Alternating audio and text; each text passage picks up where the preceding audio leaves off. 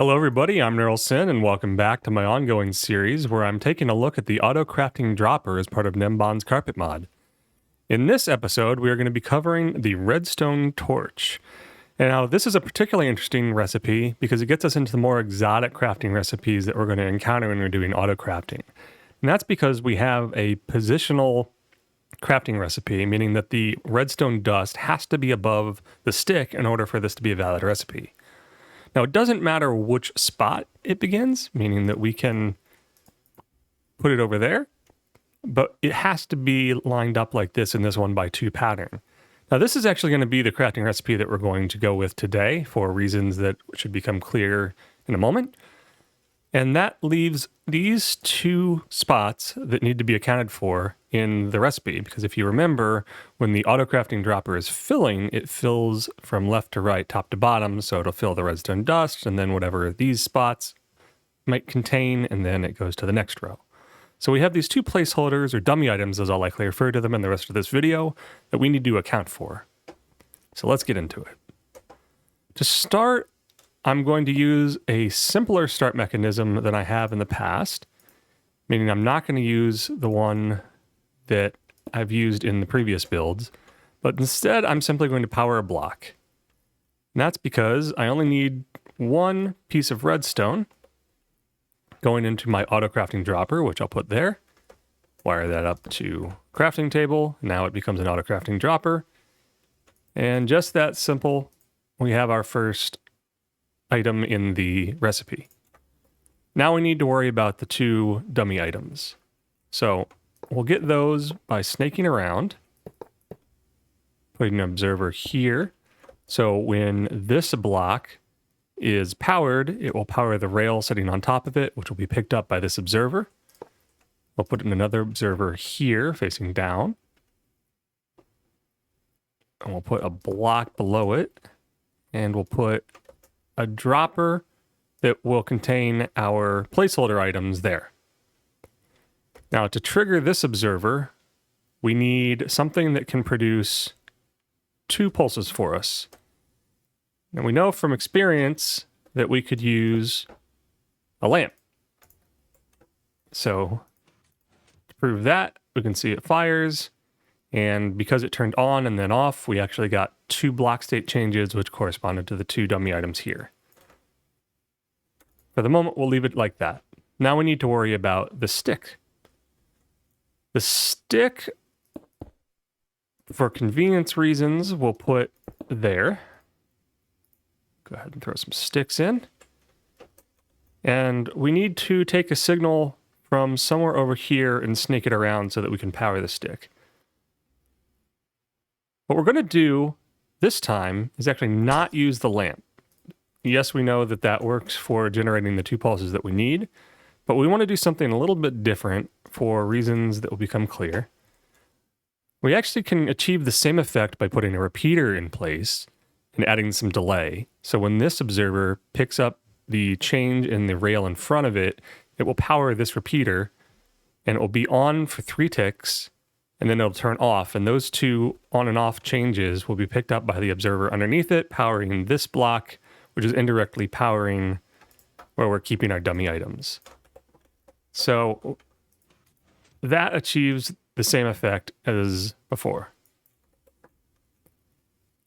Now we can use quasi-connectivity, meaning that this repeater, because it is a piston, we can power it to wire up an observer. So when this repeater is powered, it will also power this piston, which will push out the observer. And then when it depowers the repeater, will retract the piston, causing this observer to fire. We'll take a signal from that. Throw in some delay here. And now we have to worry about how do we power this thing. Well, let's take a quick jump over to the dummy items first. The dummy items are filling up like this. Now, traditionally, when people are dealing with dummy items, you will see a lot of item filters, the impulse SV design item filters to remove them and discard them, and likely they'll go into some sort of chest that you have to refill. And this constant refilling of dummy items becomes a bit tedious if you're working with auto crafting droppers for a while. So what we're going to do is be a little bit smart about it and try to recycle our placeholder items. And in order to do that, we need to get them out of the auto crafting dropper. So it's a lot easier if we put a dropper facing up and then grab a hopper facing into that dropper. So now anything that is in the auto crafting dropper is going to be pulled out and pushed into this dropper. That's how we get things out, but that is not discriminatory enough. It's not going to take the items that we need. And more importantly, it's not going to let us even assemble the crafting recipe. So what we really need to do is lock the hopper. Now, hopper locking is pretty simple. You just lock the hopper. You power it like so. And now anything that sits above it will stay there. So in our case, we will be left with this, which is the first row of our crafting recipe. And we can see that that's true, like that. But we need to ultimately unlock the hopper long enough so that it can remove items. And that's where this block comes in. I don't like that block. We want to change it for a sticky piston. And the sticky piston is going to get powered by the repeater there, which will push down the redstone block, temporarily unlocking the hopper, allowing the hopper to pull out the items from the auto crafting dropper and push them into the dropper here. It will ultimately be used to help us recycle that dummy item. So let's take a look at that really quick. So we can see the items are filling up, and then 2 items got removed. So we've timed this such that 2 items can get removed. However, they're not the right 2 items. It was the first 2 items we just want the iron blocks in this case to be removed. And this is why people typically use item filters. In our case, we're simply going to fill up the bottom hopper with the items that we're trying to pull out.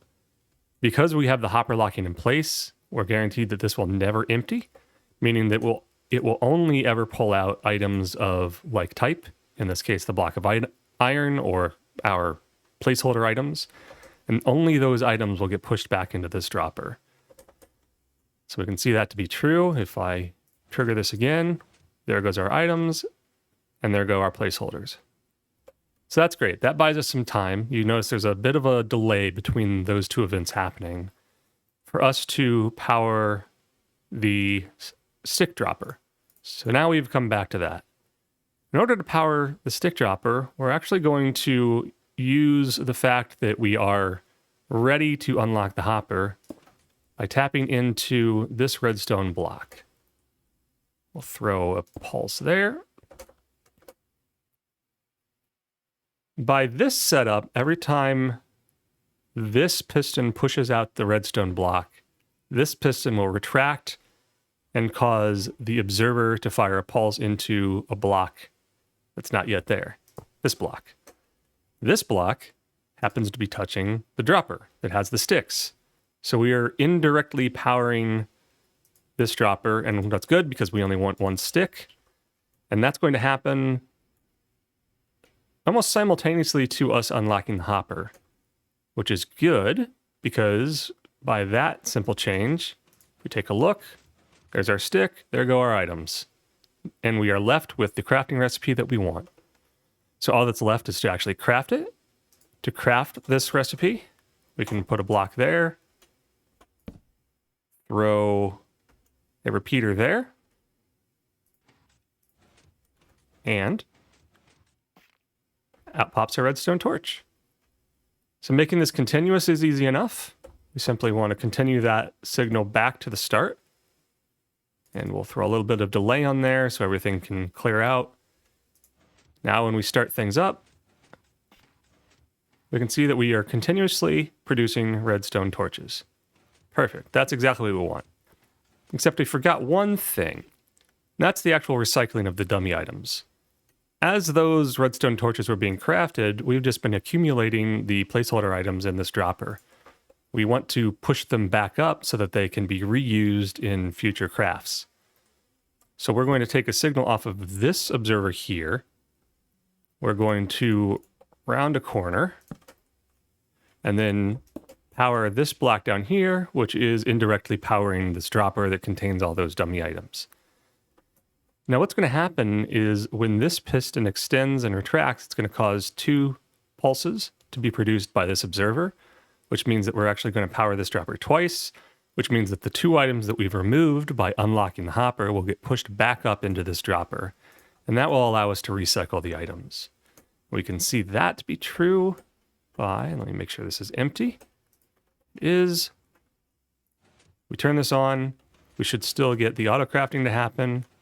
But most importantly, if we take a look at that bottom dropper now, we can see that the 2 items that we're removing get pushed back up. And so now we have a continuous feed of these placeholder items. And they're always being recycled and we never have to worry about them again. The only thing we have to worry about are sticks and redstone dust. And that is how you create an autocrafter for the redstone torch. And that's going to serve as the foundation for more advanced recipes going forward. So hopefully you've learned something. And I'll see you.